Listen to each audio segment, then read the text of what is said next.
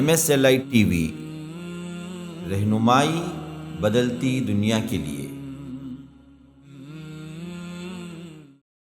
کہ اہل السنہ والجماعہ جس کو کہا جاتا ہے، جس کو ہم اردو میں اہل سنت والجماعت کہتے ہیں، انہی کے بارے میں کئی ایک احادیث بھی آئی ہیں، اور صحابہ کا جو منہج، ان کا جو عمل جو تھا، یہ بھی یہی چیز ثابت کرتا ہے۔ اور یہ مختلف نام ان کو دیے گئے شروع دور سے ہی، جس کے اندر ایک نام تو الطائفہ المنصورہ تھا۔ الطائفہ المنصورہ یہ وہ گروہ ہے جس کو اللہ تعالیٰ مدد فرماتے ہیں۔ ہر دور کے اندر اللہ تعالیٰ ان کے مددگار ہوتے ہیں، اور کسی دور کے اندر ان کا زمانے سے خالی نہیں ہوا، ان کا وجود زمانے سے خالی نہیں ہوا، ہر دور کے اندر یہ رہے۔ صحابہ سے یہ سلسلہ شروع ہوا، آج تک بھی ہے، اور قیامت تک بھی یہ جماعت باقی رہے گی، جو اہل سنہ والجماعہ۔ اور اسی طرح اس گروہ کو اہل الحدیث بھی کہا گیا، حدیث پر عمل کرنے والے۔ اسی طرح اس گروہ کو اہل العصر بھی کہا گیا، کہ صحابہ کے طریقے پر چلنے والے، صحابہ سے جو کچھ بھی وارد ہوا ہے، ثابت ہوا ہے، اس کو لے کر چلنے والے۔ اور اسی طرح اسی کو الفرقہ الناجیہ کہا گیا، نجات پانے والا یہ گروہ، کیونکہ رسول اللہ صلی اللہ علیہ وسلم نے 73 گروہوں کی نشاندہی فرمائی اس امت کے اندر، اور فرمایا کہ 72 جہنم میں جائیں گے، ایک جنت میں جائے گا۔ اور صحابہ نے پوچھا کہ اللہ کے رسول صلی اللہ علیہ وسلم، وہ ایک جنت میں جانے والا کون ہے؟ تو آپ نے فرمایا کہ مثل ما انا علیہ و اصحابی، یہ وہ طریقہ اختیار کرنے والے لوگ ہیں جس پر میں ہوں، یعنی میری احادیث پر چلنے والے، وما انا علیہ و اصحابی، اور صحابہ نے جس کو لے کر اپنی زندگیاں گزاری ہیں، ان صحابہ کے طریقے پر، ان کے منہج پر چلنے والے۔ صحابہ کے عمل سے جو ثابت ہے وہ یہ کہ جب بات اللہ کی کتاب سے ثابت ہو جائے، اور بات محمد رسول اللہ صلی اللہ علیہ وسلم کے صحیح احادیث سے واضح ہو جائے، پھر اس کو قبول کر لینا، بلا چون و چرا تسلیم کر لینا، چاہے عقل اس کی مخالفت کر رہی ہو، چاہے عقل نہیں مان رہی۔ عقل کی کسوٹی پر نقل کو وہ لوگ نہیں تولتے۔ نقل جب آ گیا، نقل سے مراد اللہ کی کتاب، رسول اللہ صلی اللہ علیہ وسلم کی صحیح احادیث۔ جب یہ نقل سے بات واضح ہو گئی تو پھر وہاں عقل کا کوئی کام نہیں، عقل جو کنارے۔ یہ اہل سنت الجماعت کا بنیادی عقیدہ۔ ان الحمد للہ نحمده ونستعینه ونستغفره ونؤمن به ونتوکل علیہ ونعوذ باللہ من شرور انفسنا ومن سیئات اعمالنا، من يهده الله فلا مضل له ومن يضلله فلا هادي له، ونشهد أن لا إله إلا الله وحده لا شريك له، ونشهد أن محمدًا عبده ورسوله، أما بعد فإن خير الحديث كتاب الله، وخير الهدي هدي محمد صلى الله عليه وسلم، وشر الأمور محدثاتها، وكل محدثة بدعة، وكل بدعة ضلالة۔ أيها المسلمون، فقد قال الله تعالى في كلامه العزيز: ومن يشاقق الرسول من بعد ما تبين له الهدى ويتبع غير سبيل المؤمنين نوله ما تولى ونصله جهنم وساءت مصيرا۔ ہر قسم کی حمد ثنا، ہر طرح کی کبریائی و بڑائی، ہر طرح کی تقدیس و تحمید و تمجید و تسبیح صرف اللہ وحدہ لا شریک لہ کے لیے لائق ہے، جس نے ہمیں اور آپ کو ان خاص بندوں میں شامل فرمایا جو دنیا کے بے شمار گمراہی کی راہوں سے بچ کر سیدھی اور صحیح راہ پر جو بندے گامزن ہوتے ہیں، اللہ نے ہمیں ان میں شامل فرمایا۔ الحمدللہ ثم الحمدللہ۔ کروڑا درود و سلام ہو ہمارے اور آپ کے آخری نبی محمد رسول اللہ صلی اللہ علیہ وسلم پر، جنہوں نے ہمیں ہر طرح کی گمراہی سے ڈراوا دیا، اور راہ حق کی طرف، اس کی پہچان اور اس پر چلنے کے لیے جتنی باتیں، جتنی ہدایتیں آپ کو دینا تھا آپ نے ہمیں عطا فرمائی۔ حاضرین جمعہ، اللہ رب العزت کا ارشاد ہے جو سورۃ النساء آیت نمبر 115 میں فرمایا رب کریم نے وَمَن يُشَاقِقِ الرَّسُولَ، جو رسول کی مخالفت کرے، رسول کے طریقے کو چھوڑ کر کوئی اور طریقہ اپنا لے، من بعد ما تبین له الہدی، بعد اس کے کہ اس پر ہدایت واضح ہو چکی، صحیح راہ کیا ہے معلوم ہو چکی، صحیح راہ رسول کی راہ، رسول کا طریقہ معلوم ہونے کے باوجود بھی وہ رسول کے طریقے کو نہ اپنائے، اس کو چھوڑ کر کوئی اور راہ اختیار کر لے، وَيَتَّبِعْ غَيْرَ سَبِيلِ الْمُؤْمِنِينَ، اور مومنوں کی جو راہ ہے اس کو چھوڑ کر کوئی اور راہ کی طرف وہ چل پڑے، یعنی صحابہ، مومنین سے مراد یہاں پر صحابہ، تو صحابہ کی منہج کی مخالفت کرے، صحابہ جس طریقے پر چلے اس طریقے کو چھوڑ کر کوئی اور طریقہ اختیار کرے، تو ایسے لوگوں کے سلسلے میں اللہ رب العزت نے ارشاد فرمایا نُوَلِّهِ مَا تَوَلَّىٰ، وہ جس طرف پلٹ کر چلتا ہے ہم بھی اسی کی طرف اس کو موڑ دیتے ہیں۔ پھر آخر میں نتیجہ کیا ہوگا؟ وَنُصْلِهِ جہنم، اور ہم اس کو جہنم میں داخل کریں گے، وَسَاءَتْ مَصِيرًا، اور کیا ہی برا ٹھکانہ۔ حاضرین جمعہ، آپ کو یاد ہوگا کہ پچھلے جمعے میں ہمارا موضوع تھا اہل سنت والجماعت کون ہے؟ کیا وہ جو ہمارے اطراف میں اپنی منمانیاں کرتے ہوئے من گھڑت عقیدوں کو سینے سے لگائے ہوئے شرکیہ عقائد اور اعمال کو انجام دیتے ہوئے اپنے آپ کو جو اہل سنت کہتے ہیں، کیا وہ اہل سنت ہیں؟ یا حقیقی اہل سنت کون ہیں؟ وہ جو اللہ اس کے رسول کو چاہنے والے اور ان کے طریقوں، ان کی بتائی ہوئی ہدایات پر عمل کرنے والے، رسول کے طریقے پر چلنے والے، صحابہ کے منہج پر چلنے والے حقیقی اہل سنت یہ لوگ ہیں جس کی وضاحت پچھلے جمعے میں آپ کے سامنے میں نے کی ہے۔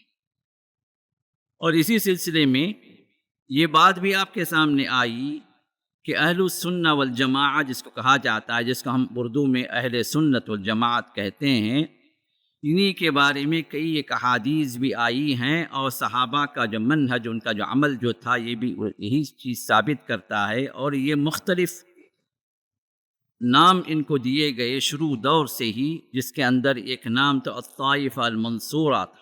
الطائفہ المنصورہ یہ وہ گروہ ہے جس کو اللہ تعالیٰ مدد فرماتے ہیں، ہر دور کے اندر اللہ تعالیٰ ان کے مددگار ہوتے ہیں، اور کسی دور کے اندر ان کا زمانے سے خالی نہیں ہوا، ان کا وجود زمانے سے خالی نہیں ہوا، ہر دور کے اندر یہ رہے، صحابہ سے یہ سلسلہ شروع ہوا، آج تک بھی ہے، اور قیامت تک بھی یہ جماعت باقی رہے گی جو اہل السنہ والجماعت۔ اور اسی طرح اس گروہ کو اہل الحدیث بھی کہا گیا، حدیث پر عمل کرنے والے۔ اسی طرح اس گروہ کو اہل الاثر بھی کہا گیا کہ صحابہ کے طریقے پر چلنے والے، صحابہ سے جو کچھ بھی وارد ہوا ہے، ثابت ہوا ہے، اس کو لے کر چلنے والے۔ اور اسی طرح اسی کو الفرقہ الناجیہ کہا گیا، نجات پانے والا یہ گروہ، کیونکہ رسول اللہ صلی اللہ علیہ وسلم نے 73 گروہوں کی نشاندہی فرمائی اس امت کے اندر، اور فرمایا کہ 72 جہنم میں جائیں گے، ایک جنت میں جائے گا۔ اور صحابہ نے پوچھا کہ اللہ کے رسول صلی اللہ علیہ وسلم وہ ایک جنت میں جانے والا کون ہے؟ تو آپ نے فرمایا کہ مثل ما انا علیہ و اصحابی، یہ وہ طریقہ اختیار کرنے والے لوگ ہیں جس پر میں ہوں، یعنی میری احادیث پر چلنے والے، وما انا علیہ و اصحابی، اور صحابہ نے جس کو لے کر اپنی زندگیاں گزاری ہیں، ان صحابہ کے طریقے پر، ان کے منہج پر چلنے والے۔ اور اسی گروہ کو الجماعہ کہا گیا، کیونکہ اسی حدیث کے اندر رسول اللہ صلی اللہ علیہ وسلم نے یہ بات بھی ارشاد فرمائی کہ الا وہی الجماعہ، الجماعہ وہی لوگ ہیں، یعنی جماعت سے مراد صحابہ کی جماعت، جماعت سے مراد یہ دو ٹکڑیوں کی جو جماعتیں لوگوں نے بنا رکھی وہ جماعتیں مراد نہیں ہیں، اصل جماعت صحابہ کی جماعت ہے۔ تو صحابہ کی جماعت کے مطابق زندگی گزارنے والے صحابہ نے جس طرح اپنے عقیدے کو سدھارا، اپنے عقیدے کو لے کر وہ آگے بڑھے، جس طرح اپنے اخلاق، اپنے اعمال، اپنے کردار، اپنے اقوال، اپنی زندگی ہر چیز کو جس طرح انہوں نے اختیار کیا، اس کو دیکھ کر اپنے عقائد کو درست کرنا، اپنے اعمال کو درست کرنا، اپنے اقوال کو ان کے مطابق ڈھالنا، اور اپنی زندگی کو ان کی سیرت کی روشنی میں اپنی زندگی کو لے کر آگے بڑھنا، امپلیمنٹ کرنا، یہ وہ چیزیں ہیں جو الجماعہ میں انسان کو داخل کرتی ہیں۔ اس الجماعہ جو صحابہ کی اصل جماعت ہے، اس جماعت کے موافق جو بھی جماعت چلے گی، چاہے وہ اکیلا فرد کیوں نہ ہو، الجماعہ میں داخل ہوگا، کیونکہ وہ صحابہ کی جماعت کے ساتھ اس نے موافقت کی ہے۔ تو یہ باتیں آپ کے سامنے اس سے پہلے آ چکی ہیں، اور انہی لوگوں کو السلف الصالحین بھی کہا گیا کہ نیک وہ لوگ جو ہم سے پہلے گزر چکے، ان کا بھی ذکر احادیث کے اندر رسول اللہ صلی اللہ علیہ وسلم نے کیا۔ اب اس خطبے کے اندر جس بات کی مجھے وضاحت کرنی ہے وہ یہ کہ یہ اہل سنت والجماعت، یہ ان کا عقیدہ کیا ہوتا، کیا طریقہ ہوتا، ان کا منہج کیا ہونا چاہیے، اور دوسرے الفاظ میں ہم سب اپنے آپ کو اہل سنت والجماعت کہتے ہیں، تو ہمارا عقیدہ اور ہمارا منہج کیا؟ کیونکہ اب یہاں پر جو ہے یہ بات تو اپنی جگہ مسلم ہو گئی کہ اہل سنت والجماعت جب ہم کہتے ہیں تو اس سے جو ہے خارج ہو گئے شیعہ اہل سنت والجماعت نہیں، ان کا اپنا دین ہی الگ ہے، جس کے بارے میں باتیں آ چکی ہیں۔ ان سے خارج ہو گئے وہ لوگ جو خوارج ہیں۔ خوارج کا مطلب وہ لوگ جو کسی بھی بڑا گناہ کو انسان کر دے تو اس کو کافر قرار دیتے، وہ کافر اسلام سے نکل گئے ان کے اپنے من میں۔ انہوں نے حضرت علی کو بھی کافر کہا، معاویہ کو بھی کافر کہا۔ ان سے خارج ہو گئے وہ لوگ جو ناصبی، یہ وہ لوگ ہیں جو تمام صحابہ کو کافر کہتے ہیں، کوئی ایکسیپشن نہیں، سب کافر۔ ان سے ہر وہ آدمی، ہر وہ گروہ خارج ہو گیا جو اب میں آپ کے سامنے اہل سنت والجماعت کا جو عقیدہ، ان کا منہج جو آپ کو بیان کرنے جا رہا ہوں، اس سے ہٹ کر جو لوگ بھی ہیں وہ لوگ اہل سنت والجماعت کے اندر داخل نہیں ہیں۔ ہو سکتا ہے بعض چیزوں کے اندر کچھ اختلاف ہوں علماء اور فقہاء کے درمیان میں، لیکن اصولی طور پر وہ باتیں جو اہل سنت والجماعت کے اندر موجود ہیں ان کو اختیار کرنے والا ہی اہل سنت والجماعت کے اندر داخل ہے۔ اب آئیے ہم چلتے ہیں، پہلا پوائنٹ، اہل سنت والجماعت کا ایک مسلم عقیدہ صحابہ سے لے کر جو چلا اور صحابہ کے عمل سے جو ثابت ہے، وہ یہ کہ جب بات اللہ کی کتاب سے ثابت ہو جائے اور بات محمد رسول اللہ صلی اللہ علیہ وسلم کے صحیح احادیث سے واضح ہو جائے، پھر اس کو قبول کر لینا، بلا چون و چرا تسلیم کر لینا، چاہے عقل اس کی مخالفت کر رہی ہو، چاہے عقل نہیں مان رہی۔ عقل کی کسوٹی پر نقل کو وہ لوگ نہیں تولتے۔ نقل جب آ گیا، نقل سے مراد اللہ کی کتاب، رسول اللہ صلی اللہ علیہ وسلم کی صحیح احادیث۔ جب یہ نقل سے بات واضح ہو گئی تو پھر وہاں عقل کا کوئی کام نہیں، عقل جو کنارے۔ یہ اہل سنت الجماعت کا بنیادی عقیدہ۔ کتاب و سنت سے بات واضح ہونے کے باوجود بھی ہم اور آپ دیکھتے ہیں کئی لوگ ایسے ہیں کہ ایک پاس جماعتیں ایسی ہیں جو کہتے ہیں بھائی ایسے کیسے ہو سکتا ہے، بھائی عقل تو مانتی نہیں اس چیز کو، ایسے کیسے ہو گیا، اس پر ہم کیسے ایمان لائیں گے؟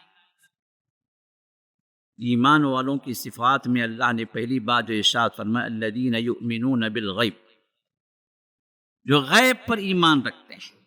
اور غیب سے مراد کیا ہے؟ جو آنکھوں کا مشاہدہ نہیں، آپ نے دیکھا نہیں، حسی طور پر محسوس نہیں کیا، آپ کے فائیو سینس سے جو ہے آپ اس کو جو ہے دیکھ کر، سونگ کر، چکھ کر، ان سب چیزوں کو ہوا سے خمسہ سے دیکھ کر آپ مان رہے نہیں، یہ چیزیں ان سے تعلق ہی نہیں رکھتی۔ آ گئی یہ بات اللہ کی کتاب میں، ماننا ہے، آ گئی یہ بات اللہ کے رسول کی صحیح احادیث میں، تسلیم کر لینا۔ وہاں پر اپنی عقل کے گھوڑے دوڑانا یہ اہل سنت والجماعت کا کام نہیں۔ یہی ایک جماعت ہے نہیں، کئی جماعتوں نے رسول اللہ صلی اللہ علیہ وسلم کے بعد معجزات کا بھی انکار کر دیا. میں ایسے کیسے ہو سکتا ہے؟ یہ انکار وہی لوگ کیے تھے نا جو مشرکین تھے. رسول اللہ صلی اللہ علیہ وسلم جب معراج پر جا کر آ گئے رات کے ایک حصے میں تو کہنے لگے یہ ایسے کیسے ہو سکتا ہے؟ ایک ماہ کی مسافت جانا، ایک ماہ کی مسافت واپس آنا، 2 مہینے کا راستہ صرف رات کے ایک حصے میں طے کر لیے. ایسے کیسے ہو سکتا ہے؟ عقل مانتی ہے اس چیز کو؟ دوڑے چلے ابوبکر صدیق کے پاس. ابوبکر ہم نہیں کہتے تھے کہ یہ بندہ پاگل ہے، تم پاگل کی پیروی کر رہے ہو، دیکھو کیسے پاگل پن کی باتیں کر رہا ہے. صدیق نے پوچھا کہ وہ کیا چیز ہے، کیوں ایسے کہہ رہے ہو؟ کہا کہ تم نے نہیں سنا تمہارے نبی راتوں رات چلے گئے یہاں سے بیت المقدس تک، پھر وہاں سے اور بھی دعوے کر رہے ہیں، آسمانوں پہ بھی چڑھے، وہاں پر جنت اور جہنم کے نظارے کیے، پھر وہاں سے واپس بھی آ گئے، سیدھے مکہ بھی پہنچ گئے رات کے ایک ہی حصے کے اندر. عقل تسلیم کرتی ہے اس کو؟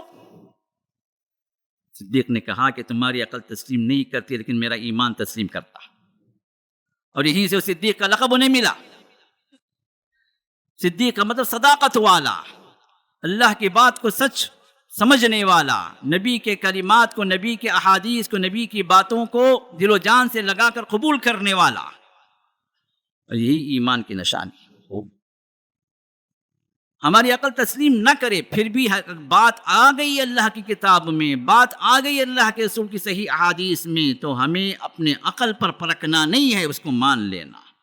عقل ہماری چھوٹی سی ہے، مٹھی کے برابر یہ اللہ نے دماغ دیا. کیا کیا سمجھیں گے آپ؟ کن کن چیزوں میں سمجھیں گے؟ اگر اللہ تعالیٰ شریعت کو عقل کے مطابق رکھ دیتا نا تو پھر کوئی شریعت نہیں رہتی. ہر آدمی کی عقل مختلف ہے. کسی کا آئی کیو جو بہت ہی ماشاءاللہ بہت آگے ہے، کسی کا متوسط ہے، کسی کا نیچے ہے. ہر ایک اپنی عقل سے اگر اللہ تعالیٰ کی عبادت کرتا یا شریعت کے احکام کو اپنے عقل پر پرکھ کر اس کو اختیار کرنے کا اس کو اگر چوائس دے دیا جاتا پھر شریعت کا کھلواڑ ہو جاتا، کوئی حکم باقی نہیں رہتا. مزاج کے مطابق اللہ کا شریعت بنا دیتا تو ہر ایک کا مزاج مختلف ہے، کوئی شریعت نہیں رہتی. اللہ تعالیٰ ایک شریعت، ایک کتاب، ایک نبی کو بھیج کر ہی جو اتنے سارے اختلافات ہیں، اتنے سارے فرقے ہیں، اتنی ساری جماعتیں ہیں، اتنی ساری گمراہیاں ہیں. اگر اللہ تعالیٰ منمانی کرنے چھوڑ دیتے، ہر ایک اس کے عقل کے مطابق عمل کرنے کی اللہ تعالیٰ اجازت دیتے تو پھر دین کیا رہتا؟ تو دین وہی ہے جو اللہ کی کتاب میں موجود ہے، دین وہی ہے جو محمد رسول اللہ صلی اللہ علیہ وسلم کے صحیح احادیث میں موجود ہے.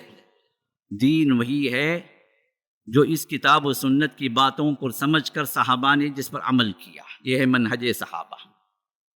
کیونکہ آپ کو معلوم ہوگا ہر جماعت، ہماری جتنی بھی جماعتیں ہیں، ہر ایک کے پاس کتاب و سنت ہے. ہر ایک کہتا ہے کہ بھئی اللہ کی کتاب ہے ہمارے پاس، قرآن کی آیت پڑھتا. ہر ایک کہتا ہے کہ بھئی رسول اللہ کی احادیث ہیں ہمارے پاس، حدیث بھی سناتا.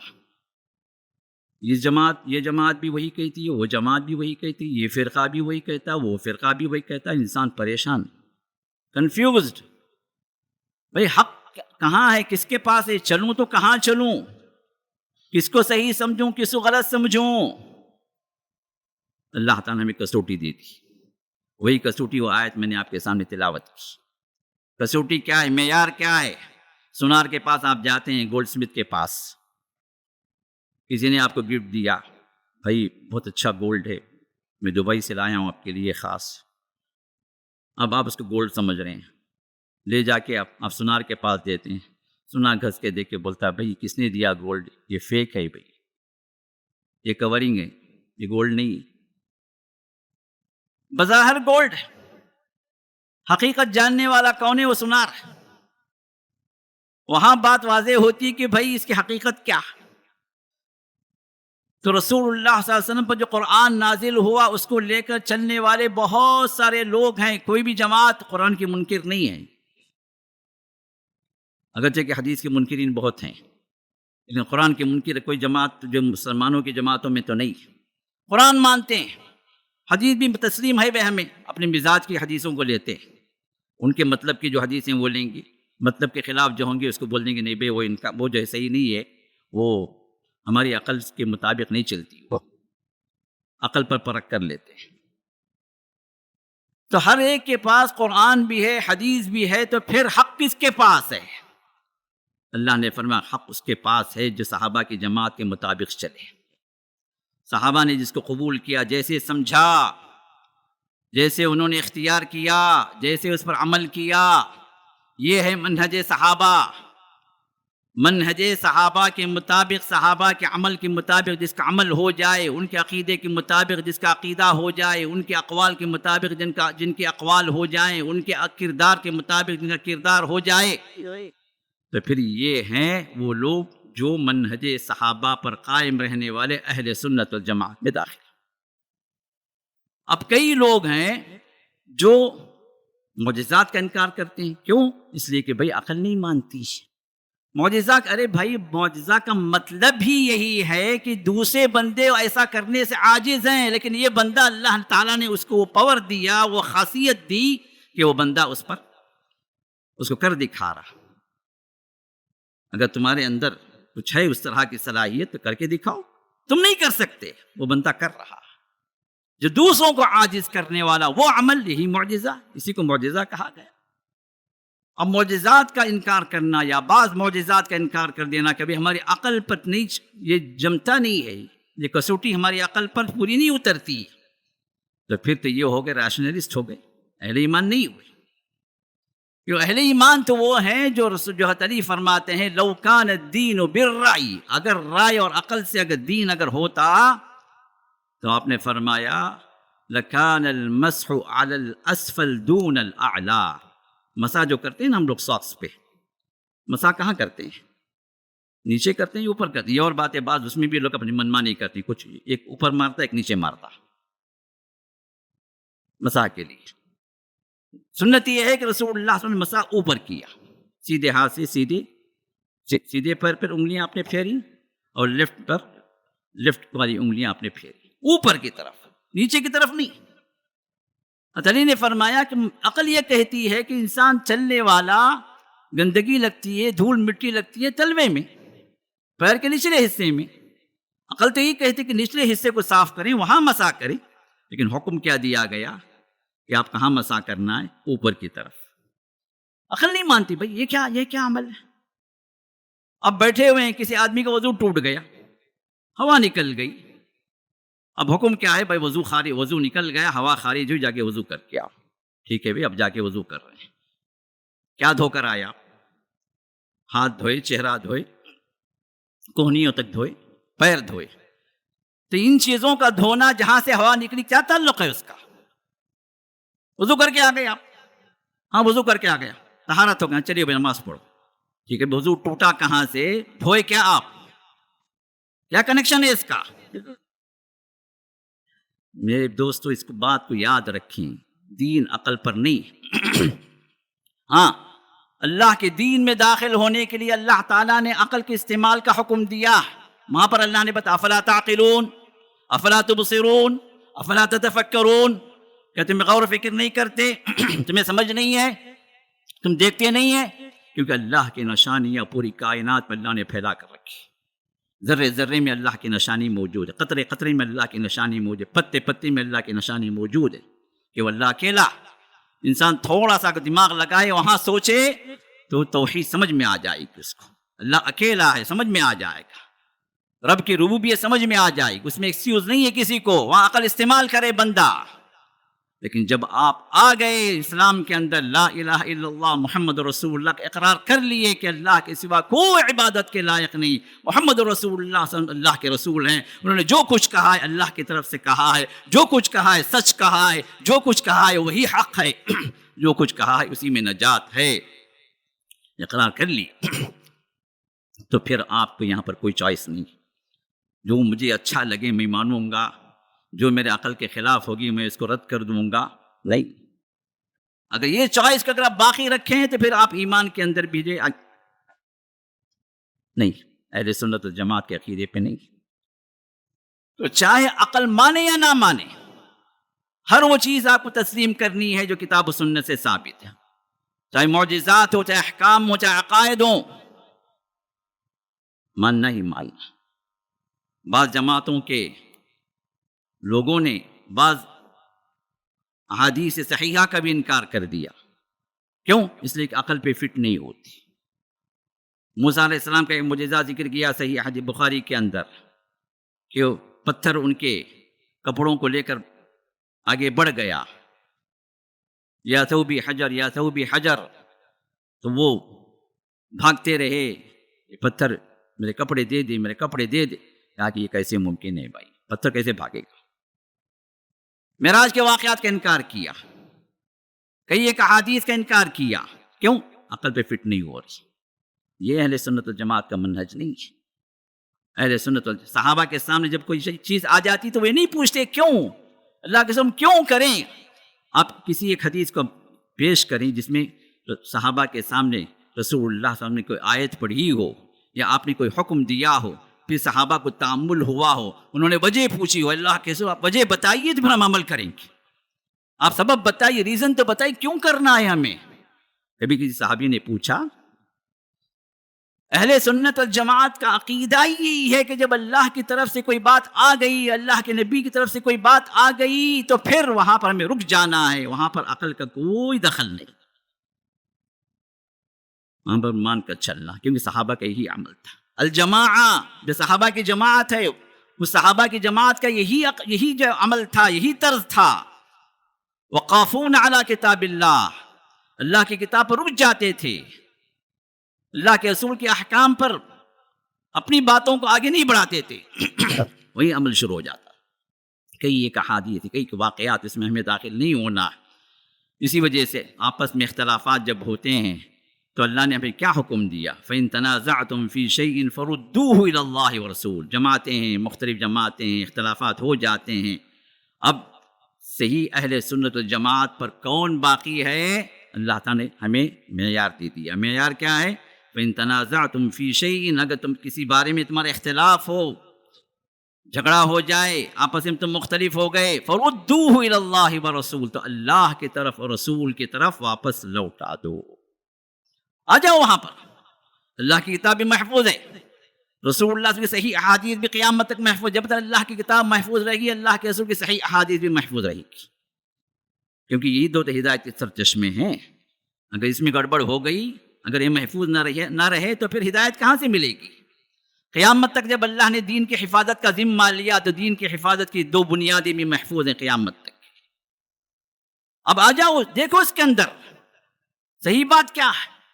اور صحابہ نے، اب جب منہج صحابہ اب آئیں گے تو پھر بات واضح ہوگی کہ صحابہ نے کیسے اس معاملے کو سمجھا، اس حدیث کا مفہوم ان کے پاس کیا رہا، کیسے ان کا عمل رہا، اس اللہ کی کتاب کی اس آیت پر ان کا عمل کیسے رہا. بات واضح ہے. لیکن جو لوگ نہیں ماننا چاہتے ہیں، جو لوگ اپنی منمانیاں کرنا چاہتے ہیں، آپ ان پر پورا قرآن بھی پڑھ دیں، کوئی فرق پڑنے والا نہیں. تو اہل سنت والجماعت کا پہلا جو طریقہ ہے وہ یہ کہ عدم تقدیم العقل علی النقل. نقل جو کتاب و سنت سے جو وارد ہے، ہمارے پاس موجود ہے، صحیح احادیث، اللہ کی کتاب، اس پر اپنی عقل کو جو ہے وہ آگے نہیں بڑھاتے، اسی کے مطابق چلتے ہیں. نمبر 2، ایمان کے سلسلے میں، کیونکہ اللہ تعالیٰ نے صحابہ کی ایمان کو معیار بنا دیا. اللہ نے فرمایا سورۃ البقرہ کے اندر، فَإِنْ آمَنُوا بِمِثْلِ مَا آمَنْتُمْ بِهِ فَقَدِ اهْتَدَوْا. اگر لوگ ایمان لائے اے صحابہ جس طرح تم ایمان لائے ہو. صحابہ کو اللہ نے خطاب کیا، تم صحابہ جس طرح ایمان لائے ہو، اگر لوگ بھی اسی طرح کا ایمان لائیں تو پھر ہدایت پائیں گے. تو ہدایت کا معیار اللہ نے صحابہ کو بنا دیا. تب ایمان، جب ایمان میں اللہ نے ان کو معیار بنا دیا، بنیاد وہی ہے، تو پھر باقی اعمال، باقی اقوال، باقی جتنے مسائل ہیں اس میں بھی معیار کون ہے؟ ہمارے لیے صحابہ ہے. یہی منہج صحابہ. تو اب یہاں پر اگر دیکھیں گے تو ایمان کے سلسلے میں جو باتیں ہمیں معلوم ہو رہی ہیں، تو ایمان کیا ہے؟ صرف سچ جان لینے کا نام نہیں ہے، جس طرح بعض علماء کہتے ہیں کہ ایمان کیا ہے؟ تصدیق بالقلب، دل سے سچ جان لیں بھائی ایمان. تو اس میں کہتے ہیں کہ اب سب کا ایمان ایک ہی ہے، چاہے وہ ادنا آدمی ہو، چاہے ابو بکر صدیق ہو، سب کا ایمان ایک ہی ہے، کیونکہ سب نے سچ جانا. لیکن حقیقت وہ نہیں ہے کہ ہمارا ایمان ابو بکر صدیق کا ایمان ایک ہو سکتا ہے. جس کو اللہ نے صدیق کا خطاب دیا، عرش سے یہ خطاب ان پر نازل ہوا کہ وہ صدیق اکبر اور ہم جیسا ادنا آدمی، یہ دونوں کا ایمان ایک ہو سکتا ہے۔ تو ایمان کے سلسلے میں سلف صالحین کا اور اہل سنت والجماعت کا عقیدہ یہ ہے کہ ایمان 3 چیزوں کا نام ہے۔ ایک وہ جو دل سے سچ جانے، تصدیق بالجنان، دل سے سچ جانے، قول باللسان، ایک آدمی جو ہے دل سے مان لیا بھائی ہاں ٹھیک ہے سب چیزیں صحیح ہیں، جو بھی بتایا گیا میں ایمان رکھتا ہوں، زبان سے اقرار نہیں کر رہا۔ اسی وجہ سے بعض لوگ کہتے ہیں بھائی جو غیر مسلم ان کو کافر مت بولو بھائی، کیوں نہیں بولنا؟ نہیں ہو سکتا ہے وہ اندر ایمان رکھے ہوں اور جو ایمان پر مر گئے ہوں، ہم کیسے بولیں؟ ہمیں اور آپ کو ان کی دل کو جانچنے کا کوئی معیار نہیں دیا گیا، کوئی ترازو آپ کو کوئی بیلنس نہیں دیا گیا کہ دل کو جانچے۔ دل کا مالک اللہ تعالیٰ، دل کا تعلق اللہ سے، اور ہمیں جو حکم دیا گیا ظاہر کے اعتبار سے، اگر ظاہر پر وہ اقرار کر رہا ہے تو قول باللسان، زبان سے اقرار کرے، زبان سے کہے کہ اشہد ان لا الہ الا اللہ واشہد ان محمد رسول اللہ، زبان سے اقرار کرتا ہے تو ہم کہیں گے ہاں بھائی یہ مسلمان، چاہے اس کے دل کے اندر نہ ہو۔ منافقین تو تھے نا اللہ کے رسول کے زمانے میں منافقین تھے، یہی تو اقرار کرتے تھے، لیکن رسول اللہ صلی اللہ علیہ وسلم پر جو کفر کا فتویٰ نہیں لگائے، بولے ہمارے مسجدوں میں نہیں آؤ تم کافر ہو۔ آتے تھے، نماز پڑھتے تھے، اللہ کے رسول سے محبت کے دعوے کرتے تھے۔ جہاد میں بھی عبداللہ بن ابی نکلا تھا جنگ احد میں اپنے پورے ٹولی کو لے کر۔ ظاہر پر فتویٰ ہم لگا سکتے ہیں، ظاہر کو ہم قبول کریں گے، کیونکہ ہم جو چیز ہمارے سامنے آئے گی وہی ہم قبول کریں گے۔ تو قول باللسان، زبان سے اقرار بھی ضروری ہے۔ پھر وعمل بالارکان، اپنے پارٹس آف دا باڈی سے جو بھی اللہ نے ہمیں اعضاء و جوارح دیے ہیں، جو بھی جو اللہ تعالیٰ نے ہمیں قوتیں دی ہیں، ان کے ذریعے سے اس ایمان کا ریفلیکشن ظاہر ہوگا۔ اب ایک آدمی کہتے ہیں مجھے ایمان ہے بھائی، نماز جو ہے یہ رکن ہے، میں مانتا ہوں، دل میں بھی ہے مانتا ہے، لیکن عمل سے نماز نہیں پڑھتا۔ اب یہ آدمی کا سچا مسلمان ہے، نماز ہی نہیں پڑھتا، نماز ہی چھوڑ دیا، پوری زندگی کبھی نماز نہیں پڑھی بھی تو کبھی عید کی نماز پڑھ لی، وہ بھی لوگوں کو دکھانے کے لیے۔ تو عمل سے بھی ظاہر ہو، کیونکہ اللہ تعالیٰ نے عمل کو بھی ایمان میں داخل کیا۔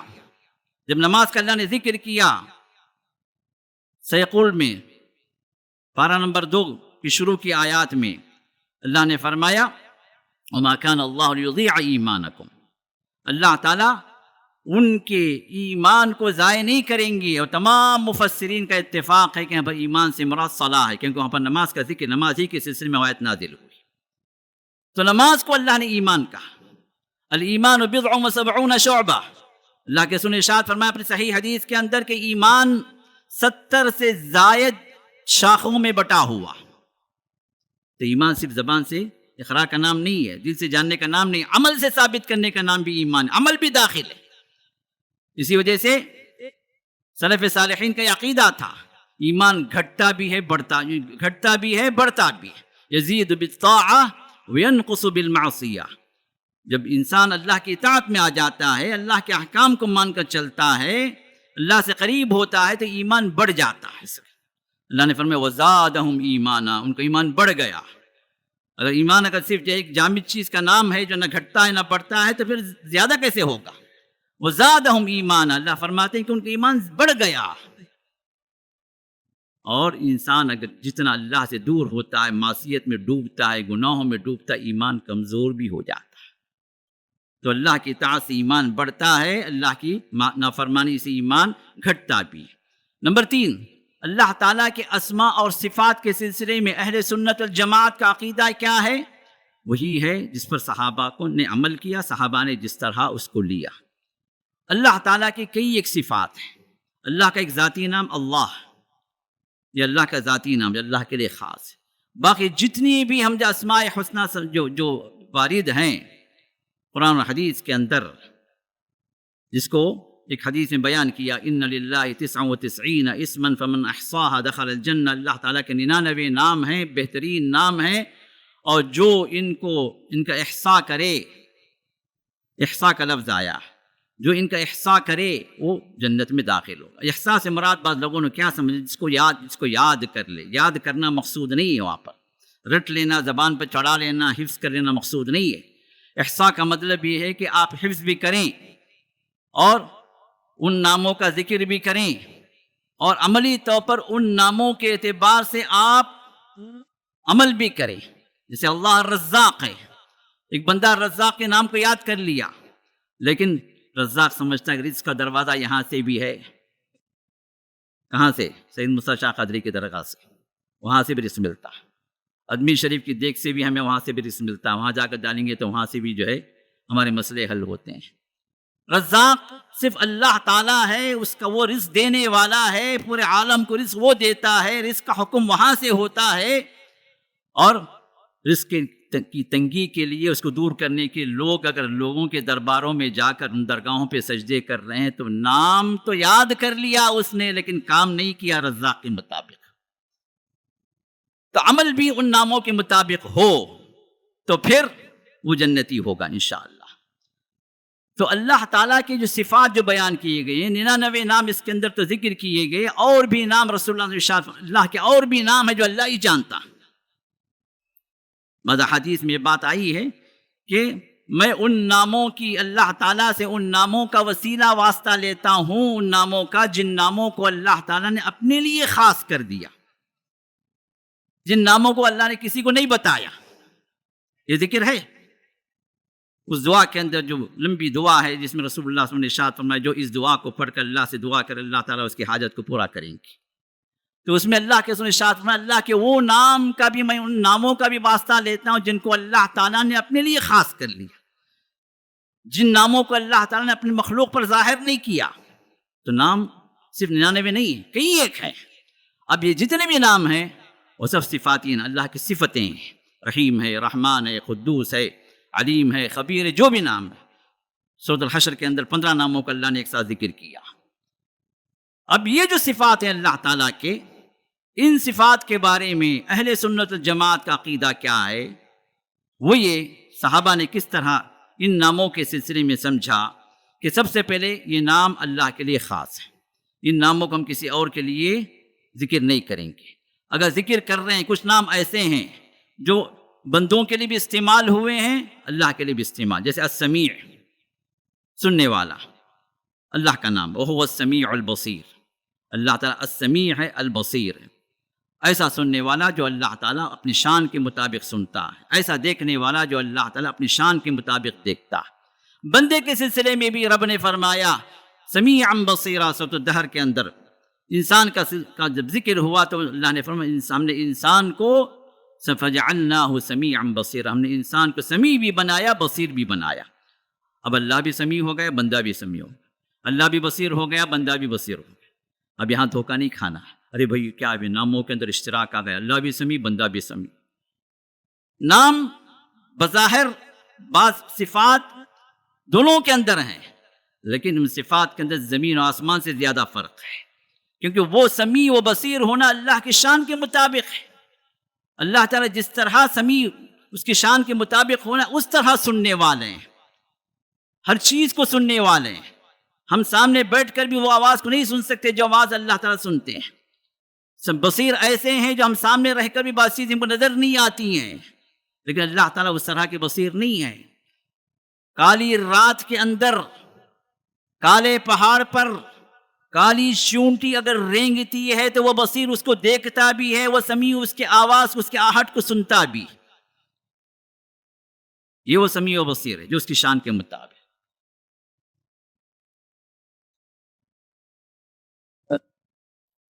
سر انسان کا بھی، سر ہاتھی کا بھی، سر شیر کا بھی، سر چوہے کا بھی۔ کہ سب کے سر ایک ہو گئے؟ سب کے سر اپنی جگہ، اس مخلوق کے مطابق وہ سر ہے۔ نام تو سر ہے سب کا ہیڈ ہے، لیکن مختلف۔ جب مخلوقات میں یہ چیزیں مختلف ہو گئی تو مخلوق کو لے کر خالق سے ملا کر دونوں ایک ہی ہیں، یہ جو لوگ جو فیصلے سناتے ہیں در حقیقت ان کی خام خیالی۔ تو اللہ تعالیٰ کی جتنی بھی صفات ہیں ان کے معنی معلوم ہیں۔ مطلب ہم کو نہیں معلوم بھائی، معنی میں گئے تو پھر گمراہی آ جائے گی، نہیں، گمراہی نہیں آئے گی۔ صحابہ معنی جانتے تھے، اللہ کے رسول سے پوچھتے تھے۔ تو جتنی بھی صفات، جتنی بھی نام اللہ کے آئے ہیں وہ اللہ کے لیے خاص ہے۔ نمبر 2، ان کے معنی معلوم ہیں، غیر مفہوم نہیں ہیں۔ نمبر 3، معنی تو معلوم ہے، کیفیت نہیں معلوم، کیفیت میں نہیں جانا۔ اب اللہ سمیع ہے تو کیسے سمیع، کیسے سنتے ہیں؟ اللہ کے کان ہیں، کان ہے تو کتنے بڑے کان ہوں گے، کیسے سنتے ہوں گے؟ اللہ بصیر ہیں تو اللہ کے آنکھیں کیسی کی کتنی بڑی ہیں اور کس پاور کی ہیں؟ مخلوق سے مشابہ دے کر ہم سمجھنے کی کوشش کریں، نہیں۔ اللہ نے فرمایا لیس کمثلہ شیء، اس کے برابر یہ اس کی مثال کوئی ہے ہی نہیں مخلوق میں۔ وہ خالق ہے بھائی، تم مخلوق، دنیا کے جتنے بھی لوگ ہیں مخلوق ہیں، اس کے پیدا کیے ہوئے ہیں۔ تو پیدا کرنے والا پیدا کیا ہوا کیا دونوں ایک ہو سکتے ہیں؟ کہاں لا کے آپ سمجھیں گے اس کو؟ جب اللہ تعالیٰ کی ذات آپ کی سمجھ سے باہر ہے تو اس کی صفتیں کیسے آپ کی سمجھ میں آئیں گی؟ جب اس کی ذات اس کی شان کے مطابق ہے تو اس کی صفتیں بھی اس کی شان کے مطابق ہے، کیفیات میں نہیں جانا۔ امام مالک کے پاس ایک آدمی آتا ہے، ایک آدمی آ کے پوچھتا ہے کہ اے امام مالک، قرآن میں 7 جگہوں پر استوا کا لفظ آیا، الرحمن علی العرش استوا، ایک اللہ کی صفت ہے کہ رحمان عرش پر بلند ہو گیا، عرش پر مستوی، عرش پر بلند ہوا۔ اب یہ استوا یہ اللہ تعالیٰ عرش پر مستوی جو ہوا یہ کیسے ہوا؟ کیا کیفیت ہے؟ مطلب بولتے ہیں بھائی عرش پر بیٹھا ہوا اللہ تعالیٰ، بیٹھا ہوا کہیں لفظ نہیں آیا۔ اب عرش پر ہے تو کیسے ہے؟ کیا لیٹا ہوا ہے، کھڑا ہوا ہے، بیٹھا ہوا ہے، ٹیک لگایا ہوا ہے کہ؟ اب دنیا کے اندر جو ملوک ہیں، دنیا کے اندر جو بادشاہت ہیں، وہ جو اپنے عرش پر، یعنی عرش کا معنی تختہ، تخت، جو اپنے تخت پر بیٹھتے ہیں تو کس طرح بیٹھتے ہیں؟ اب بندہ اسی طرح ایک جو ہے امیج قائم کرتا ہے اللہ کے بارے میں کہ اللہ بھی ویسے ہی بیٹھا ہوگا۔ بیٹھنے کا لفظ کہیں نہیں آیا۔ استوا کا مطلب جو ہے ارتفع، عرش پر بلند ہوا۔ عرش پر بلند ہوا تو کیسے بلند ہوا؟ تو امام مالک سے جب پوچھا گیا تو امام مالک نے جواب دیا، دیکھ میرے بھائی، الاستواء معلوم، استوا کس کو کہتے ہیں؟ بلند ہونا۔ جیسے سواری پر آپ بلند ہو گئے تو آپ کو جو ہے سواری کی دعا اللہ نے سکھائی ہے سورۃ الزخرف کے اندر، سبحان الذی سخرنا، جو ہم جو پڑھتے ہیں وہ سواری کی دعا قرآن میں موجود ہے۔ تو اللہ تعالیٰ وہاں پر فرمایا کہ جب سواری پر استوا ہو جائے، بلند ہو جائے، تو استوا کا معنی معلوم ہے ہمیں، لیکن والکیف مجہول، اس کی کیفیت کیا ہے؟ کیونکہ وہ عرش کیسے کتنا عظیم ہے، پورے مخلوقات کے اندر سب سے عظیم ترین مخلوق اللہ کا عرش، اس سے بڑھ کر کوئی عظمت والا کوئی عظمت والی کوئی مخلوق ہے ہی نہیں۔ سب سے بڑی عظمت والی مخلوق اللہ کا عرش، جس پر اللہ بلند ہے۔ اب وہ عرش کو ہم سمجھ نہیں سکتے، العرش العظیم، عظمت والا عرش ہے وہ۔ جب اس عرش کو ہم سمجھ نہیں سکتے تو اس عرش پر اللہ کیسے بلند ہوا، وہ کیفیت ہم کیسے سمجھ سکتے ہیں؟ کیفیات میں نہیں جانا، کس طرح، کیسے، کیوں، یہ سب وہ سوالات ہیں جو ہمارے چھوٹے مٹھی پر دماغ میں آنے والے نہیں ہیں۔ تو اس وجہ سے معنی تو معلوم ہے لیکن معنی کی کیفیت ہمیں نہیں معلوم ہے۔ اور پھر امام مالک نے کہا کہ وَالسُّؤَالُ عَنْهُ بِدْعَةٌ، اس طرح کے سوالات کرنا یہ بدعت ہے، کیونکہ صحابہ نے ایسے سوال نہیں کیے۔ یہ چیزیں، یہ آیتیں، یہی باتیں اللہ کے رسول نے صحابہ کے سامنے بھی تو ذکر کیے نا، ڈائریکٹ آپ ہم پر تو نہیں اتر گئے۔ صحابہ کے سامنے جب ذکر کیا گیا تو کیا کسی صحابی نے سوال کیا اللہ کے رسول وہ استوا کیسا ہے، وہ اللہ کیسے سنتا ہے، وہ اللہ کیسے دیکھتا ہے، کیا اس کے پاس میجرمنٹ ہے، کیا آلہ ہے، کیا کیا انسٹرومنٹس ہیں؟ کوئی سوال آیا؟ جب صحابہ کے سامنے یہ چیزیں بیان کی گئی، انہوں نے کوئی سوال نہیں کیا ان کیفیات کے بارے میں، تو ہمیں اور آپ کو بھی وہیں پر رک جانا، کیفیات میں داخل نہیں ہونا، کیونکہ اللہ تعالیٰ کے صفات کی کیفیات کو ہم سمجھ نہیں سکتے، اسی وجہ سے بیان بھی نہیں کیا گیا۔ جتنا جو ہے ہم سمجھ سکتے ہیں اتنا اگر بیان کیا جائے تو پھر بات سمجھ میں آتی ہے۔ ہماری سمجھ کے باہر کی کچھ چیزیں اگر ہوں تو پھر وہاں پر بات کیا ہوتی ہے، یا تو بندہ کنفیوز ہو جاتا ہے یا انکار کر دیتا ہے۔ یہ دنیا کے اندر ہم دیکھتے ہیں اسٹوڈنٹ کا جو لیول ہے اسی کے اعتبار سے سلیبس بنایا جاتا ہے، اسی کے اعتبار سے ٹیچر بھی سمجھاتا ہے، کیونکہ اس کا لیول اتنا ہی ہے۔ اگر اس کو جو ہے 10th کلاس کے بچے کو ایم ایس سی اور بی ایس سی کی جو ہے سبجیکٹ دے دیے جائیں، وہ سمجھایا جائے تو ہوگا کیا؟ تو ہر ایک کا اپنا معاملہ۔ تو مخلوق کی جو عقل ہے اللہ تعالیٰ اسی اعتبار سے اللہ کی سمجھ انسان کو جو آ سکتی اتنا ہی بتایا گیا، باقی ان چیزوں کو غیب میں رکھ دیا گیا جس میں ہمیں داخل نہیں ہونا۔ ہاں جب ہم وہاں پہنچیں گے جنت کے اندر تو انشاءاللہ رب اپنا دیدار کرائے گا، وہاں پر اپنی آنکھوں سے ہم انشاءاللہ وہاں پر رب کو دیکھیں گے، اس وہ رب ہمارے سامنے ہوگا، اور جنتیوں کے لیے سب سے بڑی نعمت ہوگی کہ رب کا دیدار۔ ایک دنیا کے اندر نہ ان صفات کی کیفیات ہم سمجھ سکتے ہیں، نہ رب کو دیکھ سکتے ہیں۔ تو اسی وجہ سے عقیدہ اہل سنت جماعت کا جو بات ہے صفات کے سلسلے میں، اللہ تعالیٰ کے جو صفتیں ہیں، کئی ایک صفتیں ہیں، اور ان صفات کو ہم اسی طرح قبول کریں گے جس طرح بیان کی گئی۔ اس میں ہم کیفیت نہیں بیان کریں گے، اس میں ہم تشبیہ نہیں دیں گے مخلوقات کے ساتھ، اس کا انکار نہیں کریں گے، ولا تعطیل، اس کے اندر کوئی تعطیل نہیں ہوگی، اور نہ جو ہے اس کی جو تشبیہ جو دوسروں کے ساتھ مشابہت کر کے جو اس چیزوں کو بیان کیا جائے گا، نہیں، جیسے ہیں ویسے ہم قبول کریں گے۔ ان صفات میں کیوں اس صفات میں داخل ہو کر کئی ایک فرقے گمراہ ہو گئے۔ جہمیہ یہ سب سے پہلا فرقہ تھا جو صفات کا انکار کرنے والا۔ نہیں، کیوں بھائی اللہ تعالیٰ سمیع ہے بصیر، بندہ بھی سمیع بصیر ہے، کیا اللہ بندے کی طرح ہو جائے گا؟ نہیں مانتے ہم، صفات کو نہیں مانتے، صرف اللہ کو مانیں گے، اللہ کی کوئی صفت نہیں۔ پھر اس کے بعد آئے معتزلہ، کہا کہ ہم صفات کو مانیں گے لیکن جو ہے بعض کو مانیں گے، بعض کو نہیں مانیں گے، جو ہماری عقل میں آتی ہے اس کو مان لیں گے کہ اللہ حی ہے، اللہ تعالیٰ زندہ ہے، ٹھیک ہے مان لیں گے، بعض کو نہیں مان۔ اس کے بعد آیا اشاعرہ، 7 صفتوں کو جو اللہ کی ذاتی صفات ہیں ان صفات کو مان لیں گے، باقی جتنی بھی جو صفات فعلیہ ہیں ان کو نہیں مانتے۔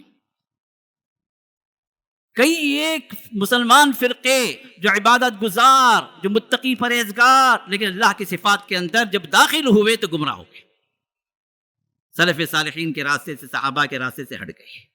تو اس لیے اہل سنت والجماعت کا عقیدہ اس معاملے میں یہ ہے، صحابہ کا منہج یہ تھا کہ اللہ کی صفات جتنی بھی آئیں اس پر ایمان لائے، ان کے معنی اور مفہوم بھی معلوم ہیں، لیکن ان کی کیفیات کس طرح یہ صفات ہیں، کیسے ہیں، اللہ تعالیٰ عرش پر ہے تو کیسے ہے، اللہ سنتا ہے تو کیسے، کن آنکھوں سے، اللہ اگر دیکھتا ہے تو کیسے، اللہ کی قوت کیسی، کیفیات جتنی بھی ہیں ان کے اندر داخل ہونا یہ اہل سنت والجماعت کا طریقہ نہیں ہے۔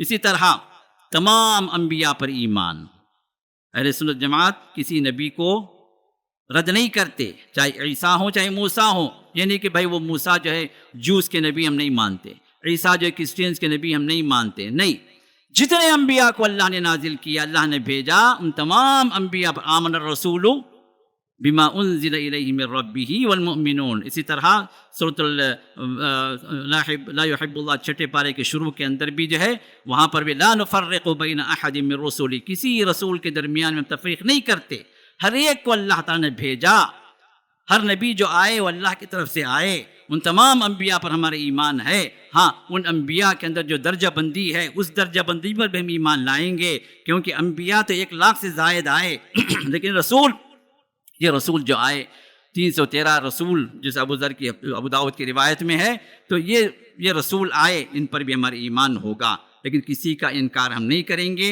یہ رسول جو کچھ بھی لائے اللہ کے حق لائے، لیکن اس بات پر بھی ایمان ہوگا ان رسولوں کی رسالت ختم ہو گئی، اللہ کے رسول کی آنے پر، آپ کی آمد پر تمام رسولوں کی رسالت اس کی ویلیڈیٹی ختم ہو گئی۔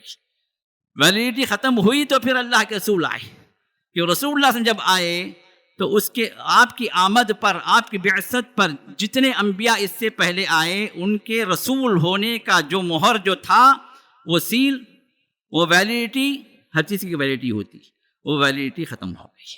اب رسول اللہ صلی اللہ علیہ وسلم کی رسالت کی ویلیڈیٹی اس وقت سے جو شروع ہوئی قیامت تک کے لیے باقی ہے۔ اب رسول آئے، ہم انکار نہیں کریں گے، لیکن ان رسولوں کی رسالت اللہ تعالیٰ نے ضم کر دیا ان کے جو بھی اہم ترین باتیں تھیں، احکامات تھے، جو شرعی باتیں تھیں، جو اچھائیاں تھیں، اللہ نے اللہ کے رسول پر جو شریعت نازل کی اس شریعت میں داخل کر دیا۔ وہ مہیمن علیہ، یہ شریعت کیا ہے؟ پچھلی شریعتوں کو لی ہوئی ہے، پچھلی شریعتوں کی اچھائیوں کو لی ہوئی ہے۔ رسول اللہ صلی اللہ علیہ وسلم کو سمبرائز کر دیا گیا پچھلی شریعتوں کو بھی اس شریعت کے اندر، تو اسی وجہ سے رسول اللہ صلی اللہ علیہ وسلم آخری رسول ہیں، تو لہٰذا آپ کے بعد بھی کوئی رسول آنے والا نہیں ہے۔ تو یہ جو رسولوں پر ایمان کے سلسلے میں یہ باتیں ہم تسلیم کریں گے۔ اسی وجہ سے جو اللہ کے رسول کو آخری تسلیم نہیں کرتا وہ خود بھی اسلام سے نکل گئے، جیسے قادیانی جو احمدیہ ہیں، مرزائیہ جو اپنے آپ کو کہتے ہیں، یہ لوگ اسلام سے اس لیے نکل گئے کہ رسول اللہ صلی اللہ علیہ وسلم کو یہ لوگ آخری نبی نہیں مانتے، کہتے کہ اس کے بعد بھی جو ہے ان کے پاس غلام محمد قادیانی رسول آیا ہے۔ تو جو اللہ کے رسول کو آخری تسلیم نہ کرے، جو قرآن سے ثابت ہے، صحیح احادیث سے ثابت ہے کہ رسول اللہ صلی اللہ علیہ وسلم آخری رسول ہیں، رسول پر ایمان تو ہے ان کا، لیکن کیا ہے؟ وہ آخری رسول نہیں ہے، اس کے بعد بھی رسول ہیں، اس کے بعد بھی وحی کا سلسلہ جاری ہے۔ غلام محمد قادیانی اپنی جگہ ایک رسول بن کر ابھرا ان کے سامنے، یہ اور بات ہے کہ جو اللہ تعالیٰ نے اس کو دنیا میں بھی ذلیل کیا، آخرت میں بھی انشاءاللہ ذلیل ہوگا وہ، لیکن اب اس پر ایمان لانے والے کیا وہ مسلمان ہیں؟ نہیں، اس لیے کہ جو ہے وہ اہل سنت والجماعت سے بھی خارج ہوئے، دین اسلام سے بھی خارج ہوئے۔ اسی طرح جو اللہ تعالیٰ کی ذات جو عرش پر ہے، بعض لوگ مانتے ہیں کہ اللہ کی ذات عرش پر نہیں ہے، وہ ہر جگہ۔ آپ جب پوچھیں گے ان سے کہ اللہ کہاں ہے تو کہیں گے ہر جگہ، ہر ایک کے اندر خدا ہے، دل کے اندر بھی خدا ہے، ہاں، زمین میں بھی خدا ہے، بت میں بھی خدا ہے، قبر میں بھی خدا ہے۔ اس کا مطلب کیا ہوا؟ انسان جس کو بھی پوج لے، جس سے بھی مانگ لے، جس کے سامنے سجدہ کر لے، وہ خدائی کو مانگ، تو پھر شرک کیا رہا؟ توحید کون سی رہی؟ یہ سب وہ عقائد ہیں جو حلولیہ صوفیہ کے ذریعے سے آئے اسلام کے اندر، مسلمانوں کے اندر، پھر جو ہے وہاں پر گمراہیاں بڑھیں، اور جو ہے اللہ تعالیٰ ہر جگہ موجود ہے اس کا عقیدہ لوگوں نے اپنا لیا، جو ان لوگوں نے اپنی پوری پلاننگ سے پھیلایا مسلمانوں کے درمیان میں، جبکہ صاف ستھرا عقیدہ جو اللہ ہمیں دیتا ہے قرآن کے اندر کہ اللہ کی ذات عرش پر مستوی ہے، لیکن اس کی صفات، اپنی صفات کے ذریعے سے وہ اللہ ہر بندے کے قریب ہے، ہر ایک کو دیکھتا ہے، ہر ایک کی سنتا ہے، ہر ایک سے باخبر ہے، وہ لطیف و خبیر ہے، وہ صفات کے ذریعے سے، لیکن اللہ کی ذات کہاں پر ہے؟ وہ عرش پر بلند ہے۔ تو یہ صحیح عقیدہ ہے جو اہل سنت والجماعت کا، قرآن سے ثابت ہے۔ اسی طرح کتابوں پر ایمان اور بھی فرشتوں پر ایمان، یہ سب چیزیں کچھ تفصیل سے ہیں، انشاءاللہ ہم اگلے خطبے میں آپ کے سامنے رکھیں گے تاکہ ہمارا عقیدہ صحیح ہو جائے۔ ہم میں کا ہر آدمی چاہتا ہے کہ اپنا عقیدہ صحیح ہو، ہم میں کا ہر آدمی چاہتا ہے کہ ہم جنتی بنیں، ہم میں کا ہر آدمی چاہتا ہے کہ ہم صحابہ کے ساتھ وہاں پر بھی رہیں۔ تو ان کا عقیدہ، ان کا منہج جب تک ہم نہیں اپنائیں گے، ان کے ساتھ رہنے کا ہم جو ہے وہاں پر کوئی موقع، کوئی چانس بھی نہیں ہوگا اگر ہم ان کی مخالفت کریں گے، کیونکہ آپ نے آیت سنی، جو ان صحابہ کے مخالفت کرے گا نولیہ ما تولی، جو جس طرف وہ پھرتا ہے ہم اسی طرف پھیر دیں گے، وہی کیونکہ وہ نہیں چاہتا نا صحابہ کی جماعت میں آنے کے لیے، تو جس جماعت میں جانا چاہتا ہے، جیسے جانا چاہتا جائے، لیکن آخر میں ٹھکانہ کیا ہوگا؟ ونصلہ جہنم، ہم اس کے جہنم میں داخل کریں گے، جو سورہ نساء آیت نمبر 115 میں نے آپ کے سامنے شروع میں ذکر کیا۔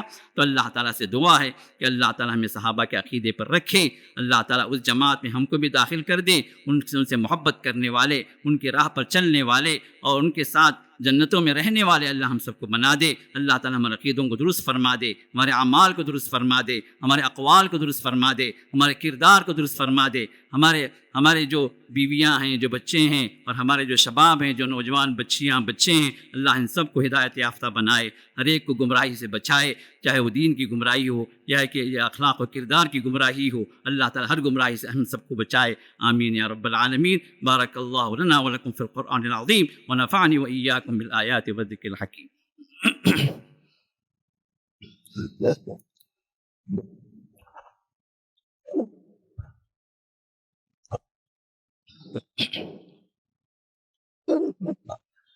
الحمد لله على إحسانه والشكر له على توفيقه وامتنانه، وأشهد أن لا إله إلا الله وحده لا شريك له تعظيما لشأنه، وأشهد أن محمدا عبده ورسوله الداعي إلى رضوانه، صلى الله وسلم عليه وعلى آله وصحبه وإخوانه وسلم عليه تسليما كثيرا كثيرا.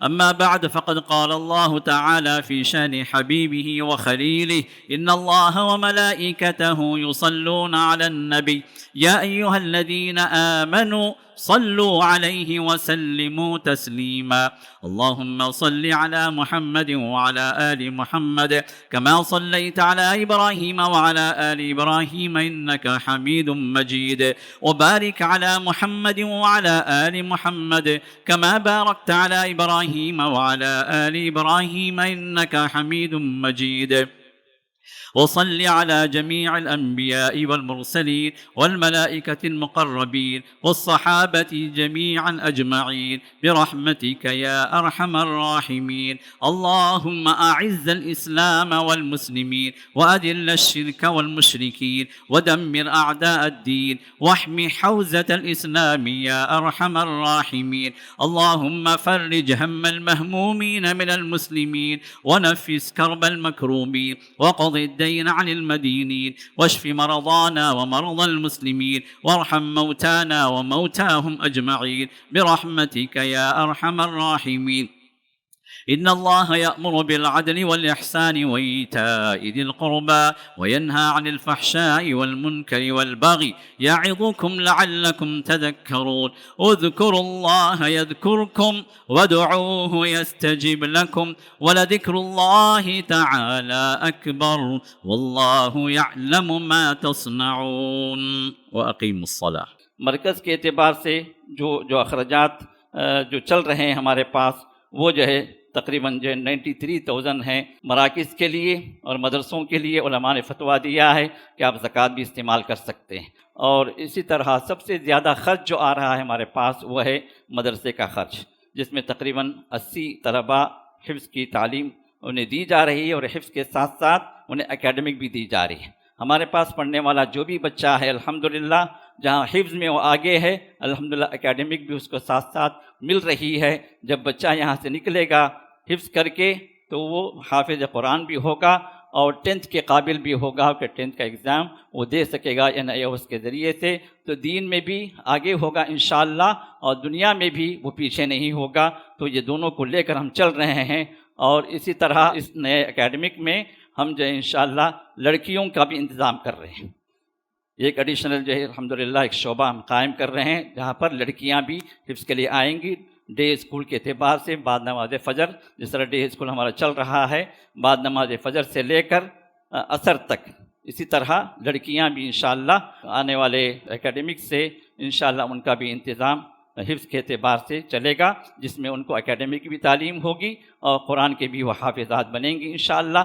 مقصد یہ ہے کہ ہمارے بچے جو ہے وہ دین پر آ جائیں، حافظ قرآن بن جائیں، ساتھ ساتھ ان کو اسکول کی تعلیم بھی برابر ملے، یہ مقصد ہے.